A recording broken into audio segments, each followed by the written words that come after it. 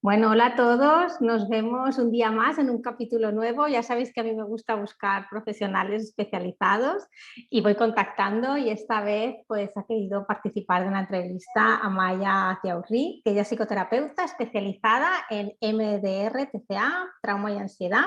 Y el tema de hoy es terapia MDR y alimentación. Así que darte las gracias a Maya. Gracias a ti por contar conmigo. Sí. Bueno, preséntate si quieres un poquito eh, pues un poquito tu trayectoria, como...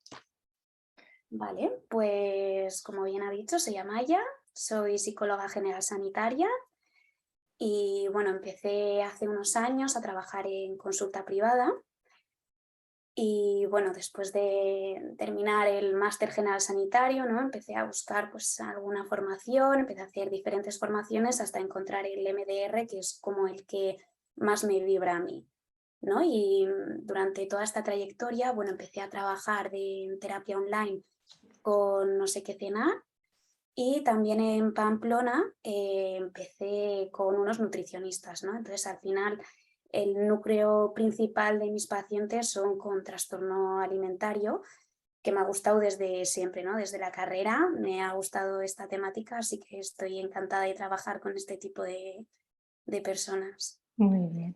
Pues el tema de hoy que nos interesa mucho es el de que nos explicaras, ¿no? ¿Qué es el EMDR, cómo surgió? Bueno, que nos expliques en qué consiste. Nos escuchan nutricionistas y profesionales de la psicología, pero pienso que también mi idea es que los nutricionistas conozcan los diferentes tipos de terapia porque se han de derivar o si tienen algún paciente que está haciendo algún tipo de terapia, que entiendan cómo está trabajando esa persona, ¿no? Entonces la idea es dar a conocer pues diferentes tipos de terapias y esto me parece muy interesante y al ser tú especializada, pues venga, explícanos qué es.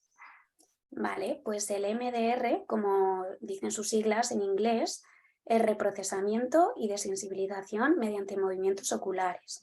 ¿Vale? Entonces, en lo que consiste lo que dice es que los recuerdos traumáticos se quedan archivados en redes de memoria sin integrar, sin procesar, ¿no? Entonces, a día de hoy todavía se activan con estas emociones, recuerdos traumáticos, ¿no? Flashback que se llaman, que ocurrieron en ese momento.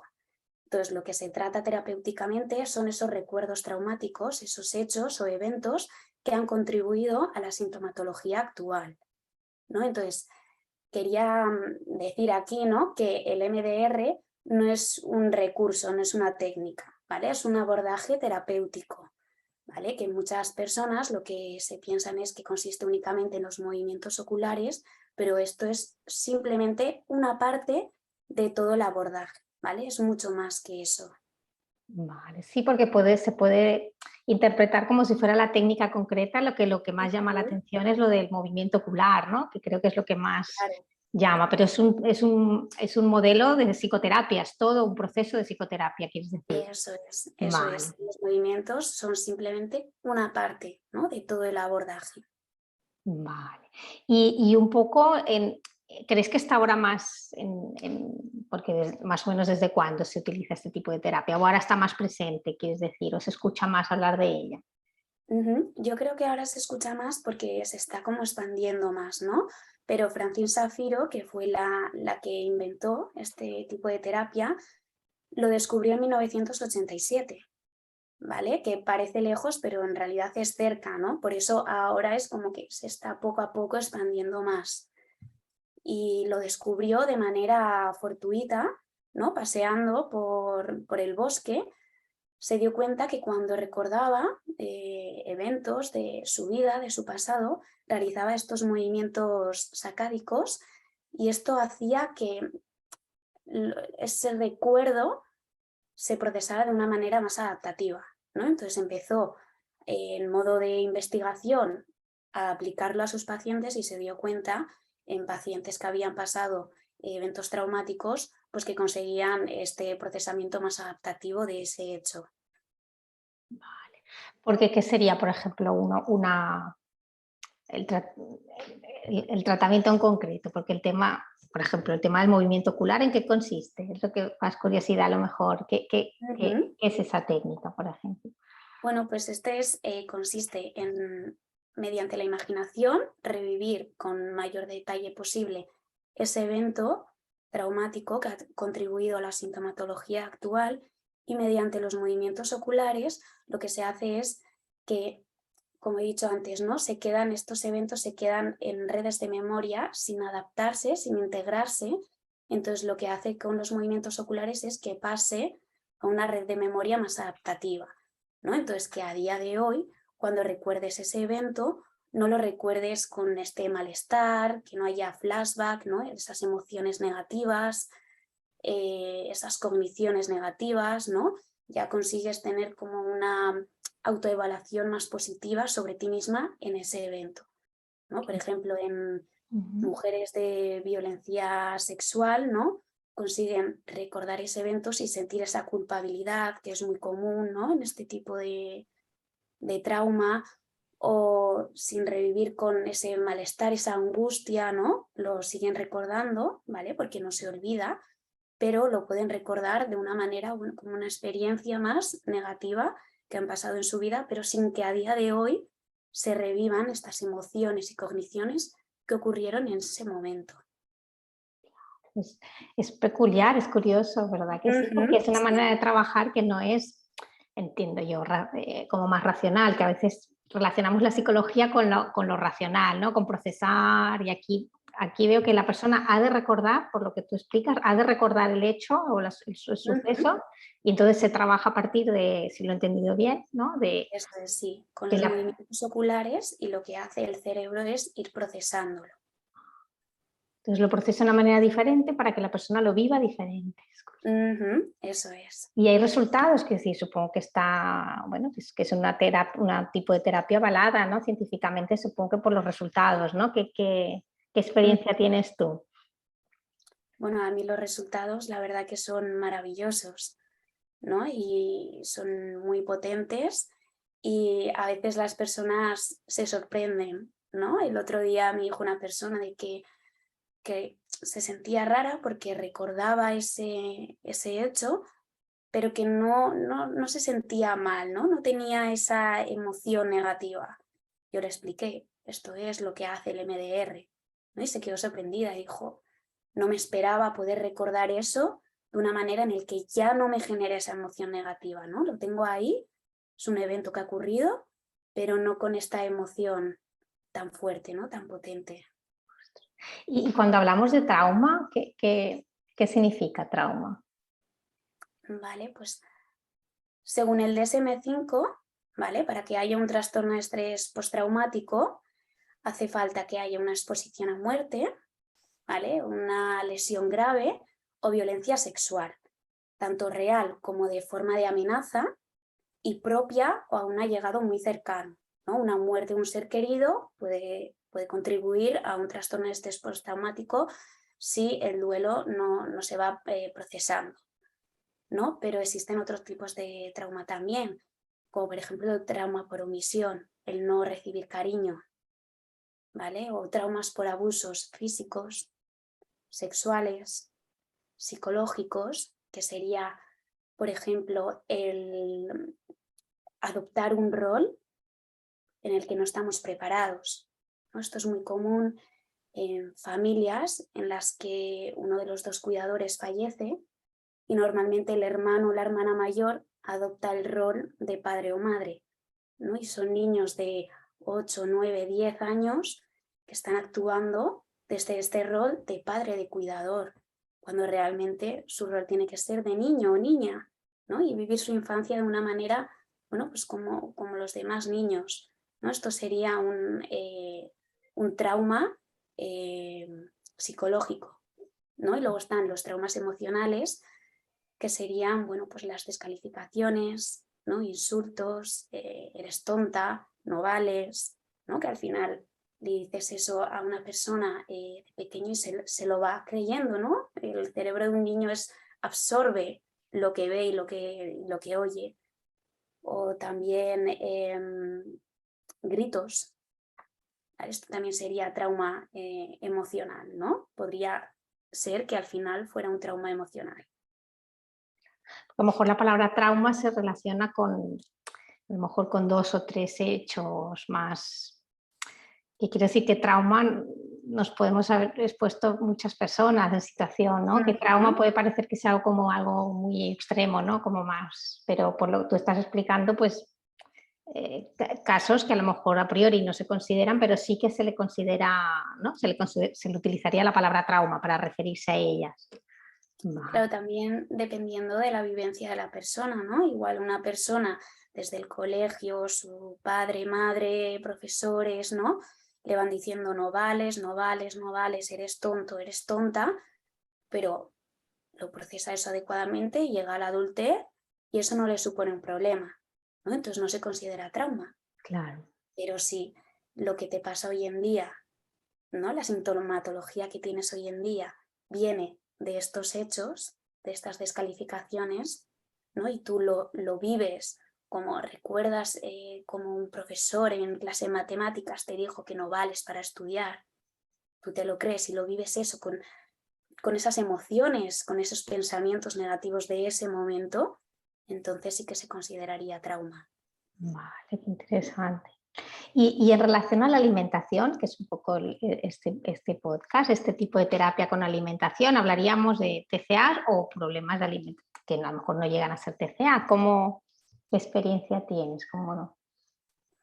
Bueno, pues al final, desgraciadamente, este tipo de sintomatología han pasado por traumas, ¿no? Traumas de descalificaciones, humillaciones, abusos sexuales, también es muy común, ¿no? Donde entonces el cuerpo es en sí el reactivador del trauma, ¿no?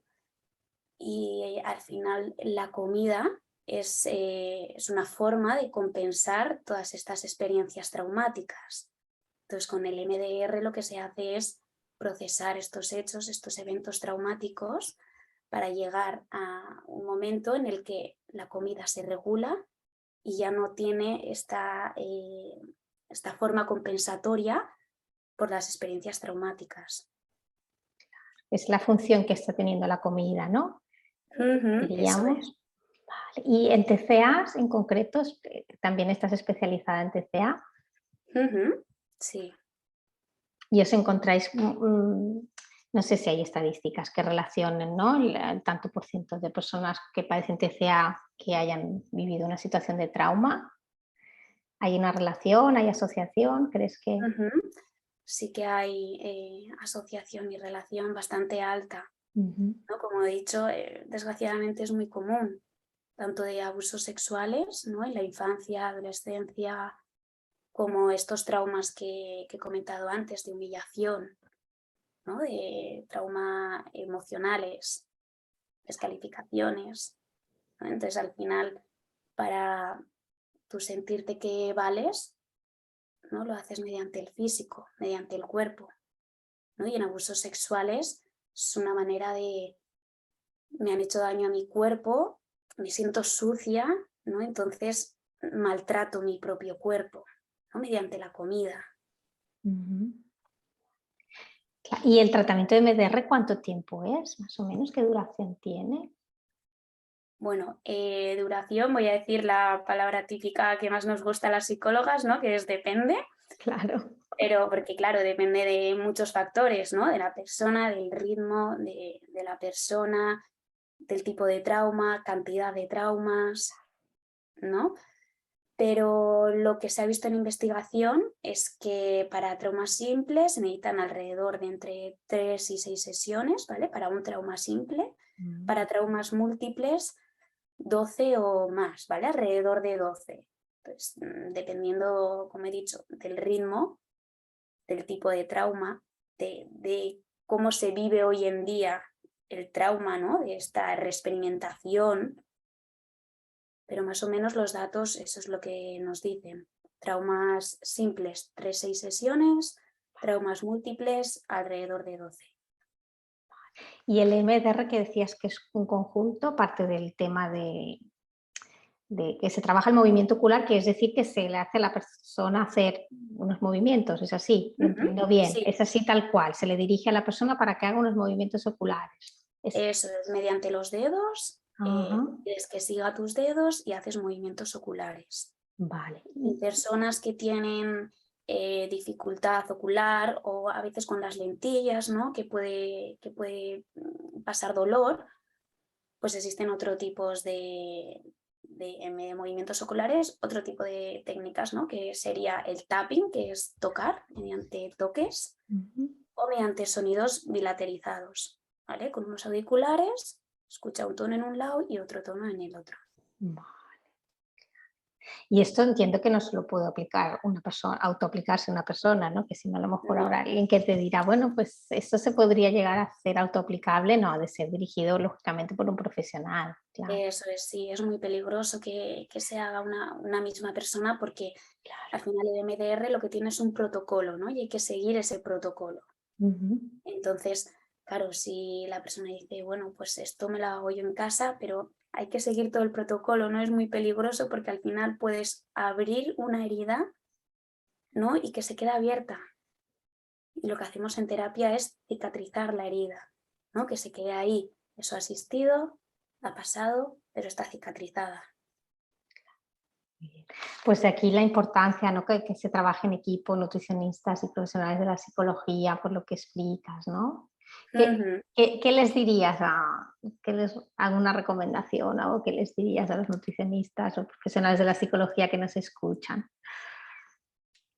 Recomendación, bueno, primero que validen el sufrimiento de las personas que tienen este tipo de problemática, ¿no? Porque yo he escuchado decir, eso es una tontería, eso se te pasará, ¿vale? Y no es una tontería, es un problema de salud mental, tiene muchas implicaciones, entonces validar el dolor, apoyar, ¿no? Escuchar a la persona que al final viene a tu consulta confiando en ti, entonces darle esa confianza, ese cariño, ¿no? Que parecen cosas muy comunes, muy simples, pero no lo es tanto, ¿no? Escuchar desde el amor, desde el cariño, la comprensión, apoyar, recomendar.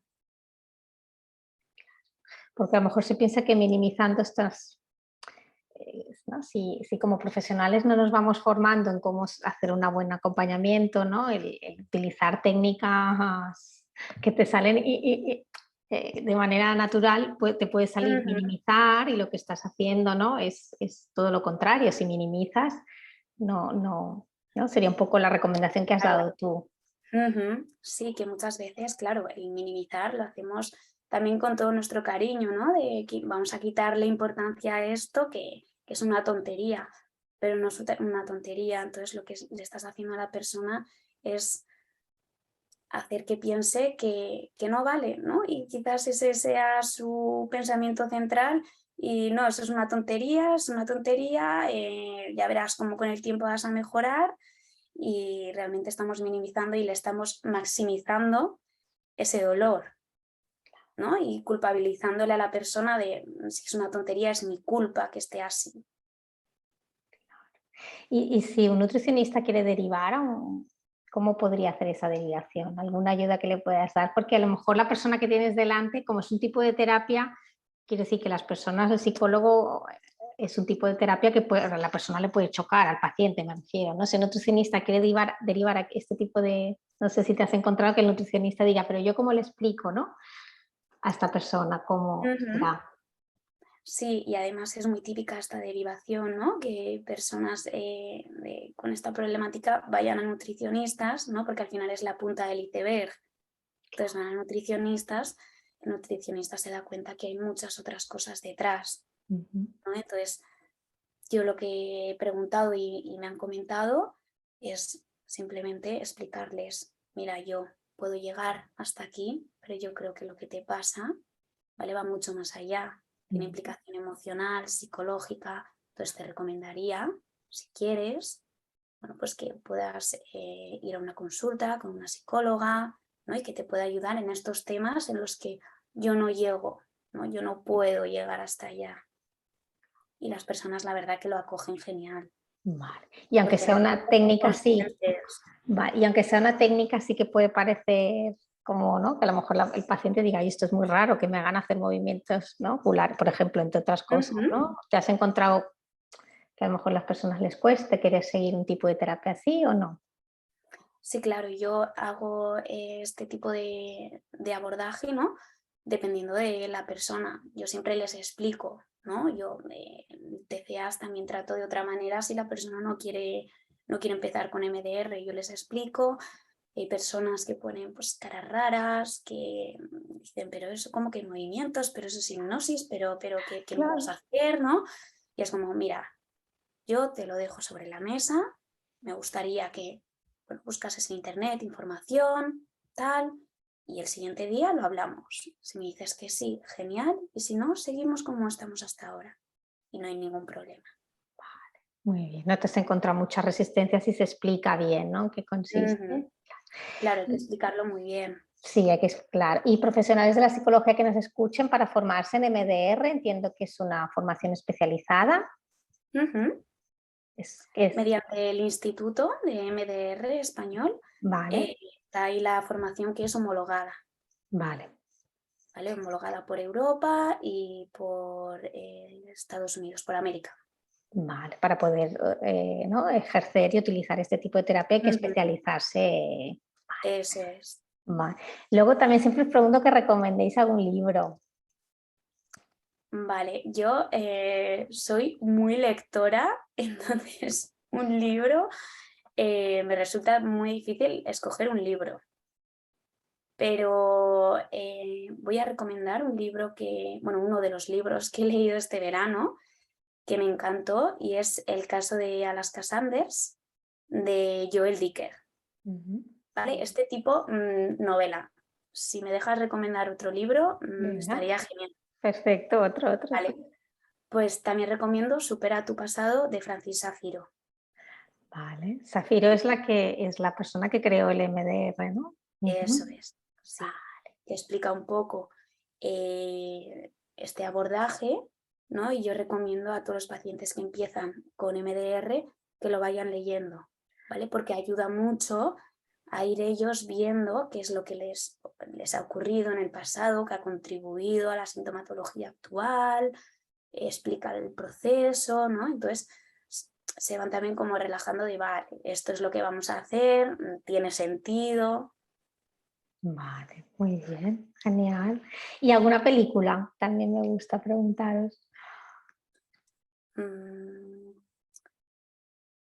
Mira, ahora que se ha puesto de moda la serie Blonde, creo que está en Netflix, ¿no? De Marilyn Monroe. Ah, sí. Yo, sin embargo, recomiendo, ¿cómo se llamaba? El caso de Marilyn Monroe, ¿vale? Que es un documental, Ujú, ¿vale? Que son las cintas inéditas de Marilyn Monroe. ujú. Eso es así. Y es un Vale. documental en el que se escuchan cintas que nunca habían salido hasta ahora de ella hablando, ¿no? Ah, Y cuenta un poco su vida y su muerte también. Y es interesante, bastante interesante.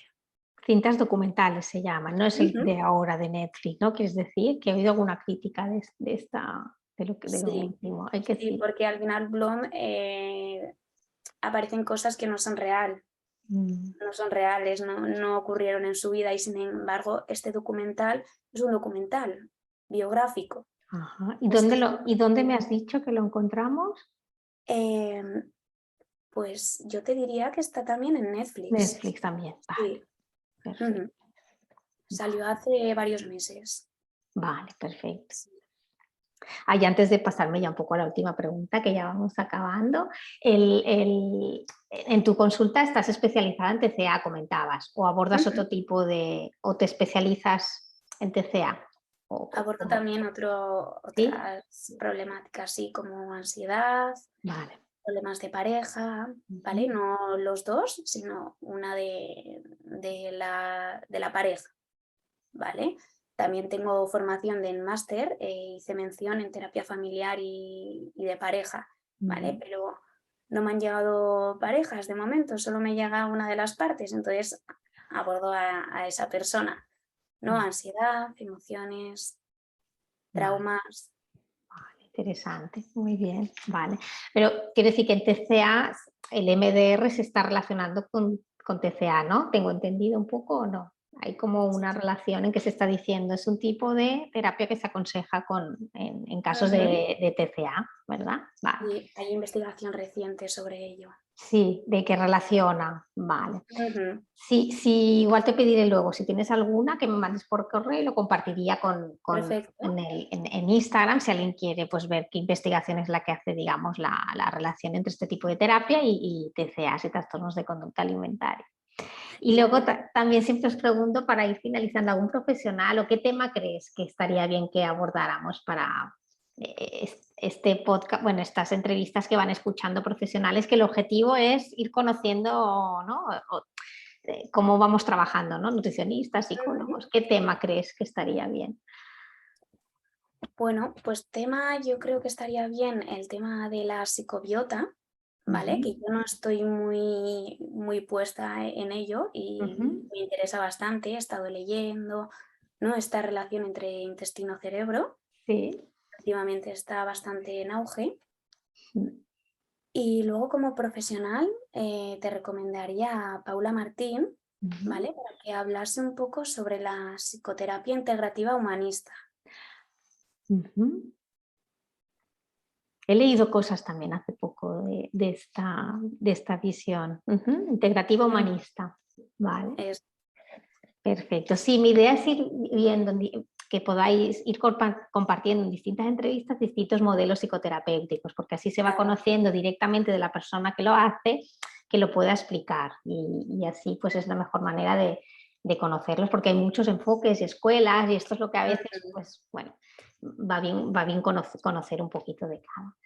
Bueno, pues Amaya, no sé si hay alguna cosa, que el tiempo es cortito, las entrevistas son más o menos media hora, porque también las personas, si es más rato, no lo escuchan, dicen media hora ya está bien, pero no sé si hay alguna cosa que digas, uy, me he quedado con ganas de decir esto, o no sé, o algo que creas que haya faltado.